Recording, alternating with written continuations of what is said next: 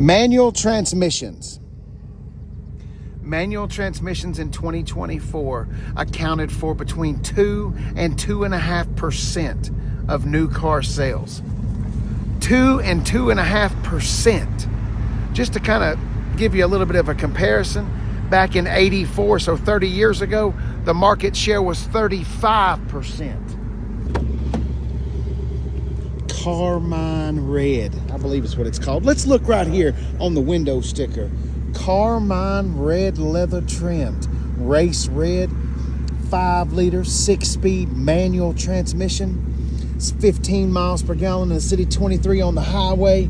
We're clocking in at $57,565. We've got the 401A for $2,900. We're getting navigation for 1 year. We've also got the security package and also Copilot 360. Race Red's only a $400 option. We're getting 255, 40, 19 W-rated TARs. We got a red spoiler, 355, limited slip gears out back, active exhaust, no gas guzzler tax. Also, one more thing.